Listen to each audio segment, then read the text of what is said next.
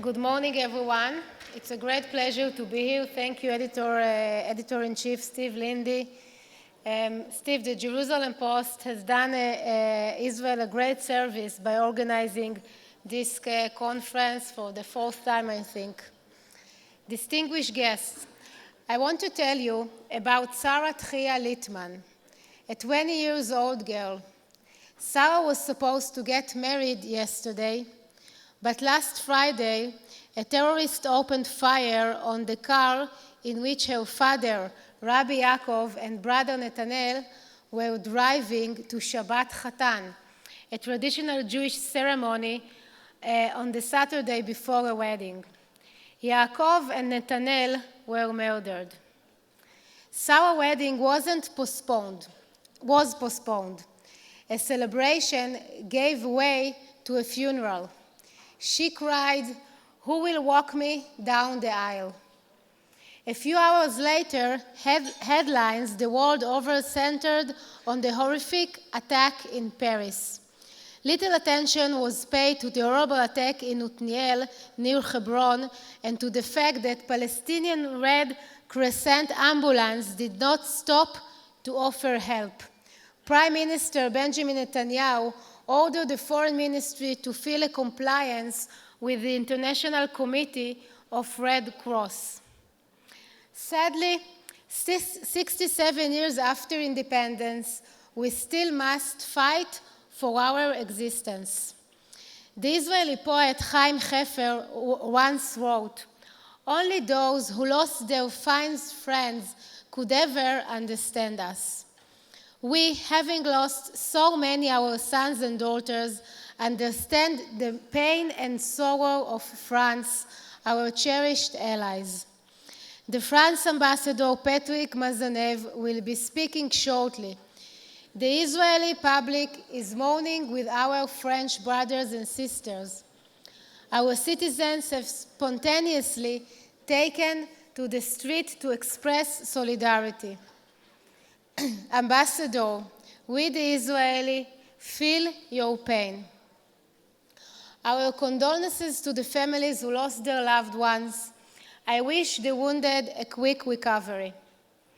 President François Hollande declared, "It is an act of war that was committed by a terrorist army, a jihadist army, Daesh, against France."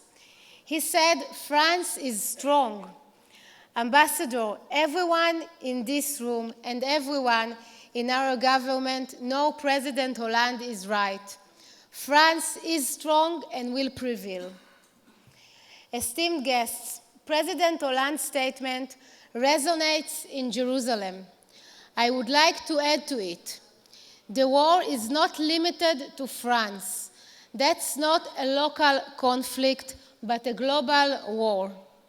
The attacks in Paris are just latest episode in the sequences of terror attacks stretching from Beersheba, Kiryat Arba, Tel Aviv, Jerusalem, in which dark forces threaten civilization. Those attacks are motivated by one hatred seeking to hurt those who believe to pray differently.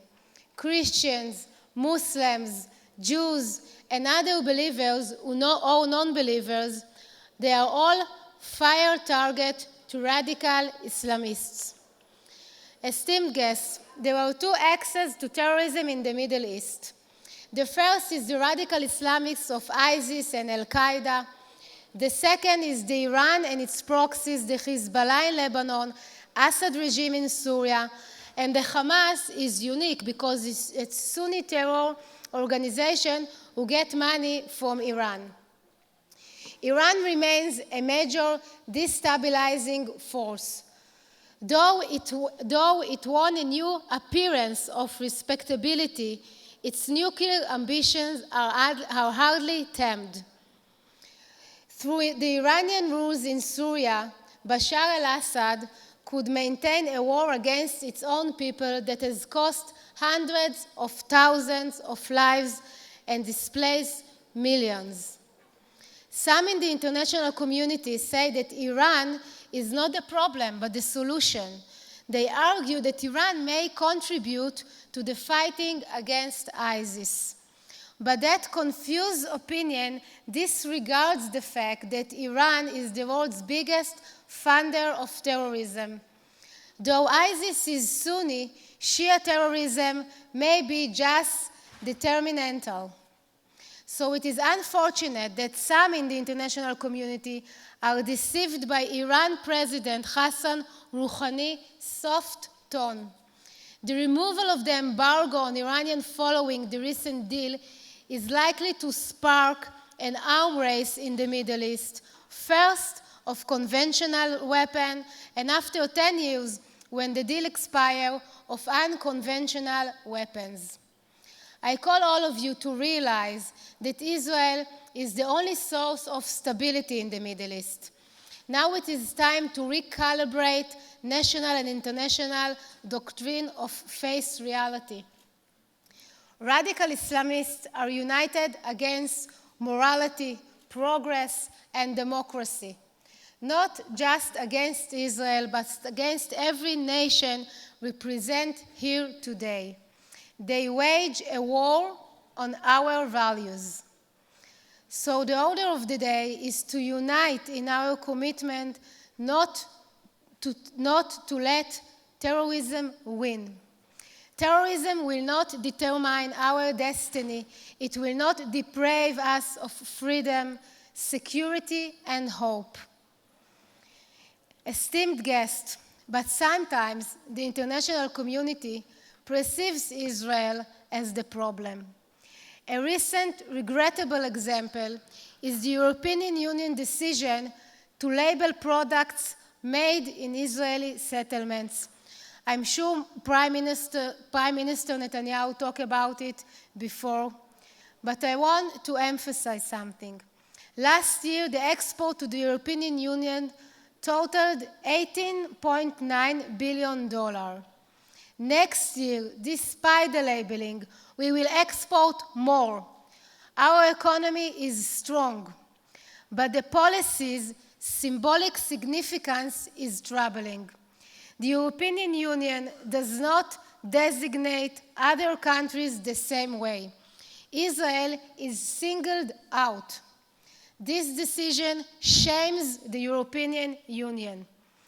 It is in Israel's interest, as well as in the interest of its allies, certainly in the interest of the European Union, to stabilize the Middle East.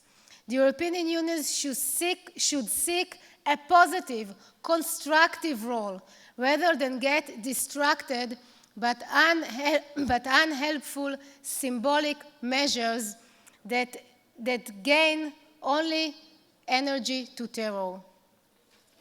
We have ample evidence that Israel is a victim of double standard. I'll just give you an example. Last month, one example out of many. Last month, the BBC reported Palestinian shot dead after Jerusalem attack killed 2.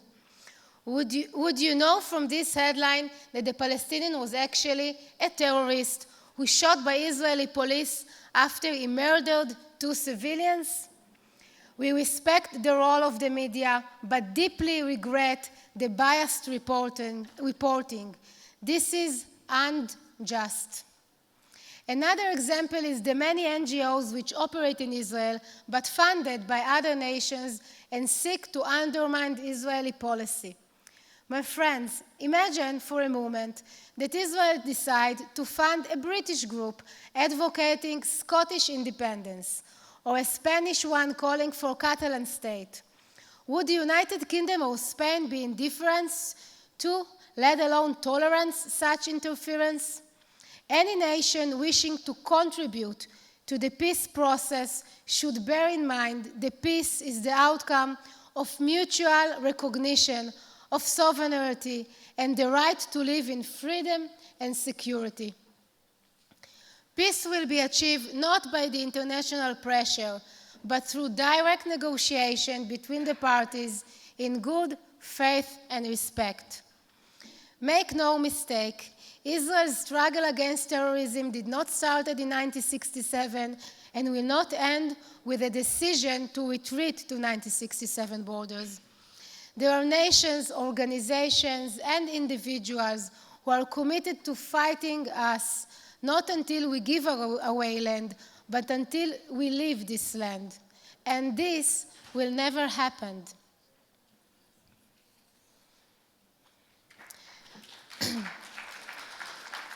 To illustrate, I invite you to read the Hamas Charter. I quote from the preamble. Israel will exist and will continue to exist until Islam obliterates it, just as it obliterated others before it.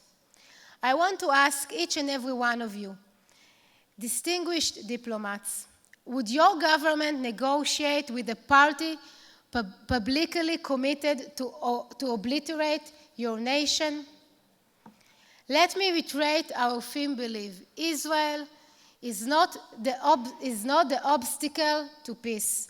Israel is a democracy committed to progress and innovations. Israel harnesses creativity, science, and technology to bring prosperity to the region and help the world. Israel is committed to equality for all citizens, regardless of religion, nationality, ethnicity, or genders. Israel is a means, not an obstacle of stability. I want also to add, it's not in my speech, but to add one word about the Israeli Arab society. Myself and my party truly believe in the Israeli Arab society. I believe that the majority of the Israeli Arabs want to be part of this Israeli society. And in our ministers, in the education ministers, in my office, we invest a lot in the Arab society. And although I think the political leadership of the Israeli Arabs is not brave and not strong enough, I think that the local leadership is. And I believe that together we can strengthen the connection between the Israeli Arabs society and the Israeli Jewish society. Israel is committed to peace. The first step in fight against terrorism is to draw a clear distinction between civilization and the agents of death, between whoever wish to kill and whoever wish to build and to unite. The radical Islamic terrorism is fanatic, so the same way as though terrorists are fanatic, we must be fanatic about our freedom. The world nation should declare a war on terrorism. That's the only way we are going to win. My friend, Sarah Littman announced that her wedding will take place next Thursday.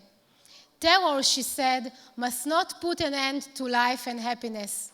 She would like 1 million guests to celebrate with her. She invites the entire country to come and celebrate with her and her family.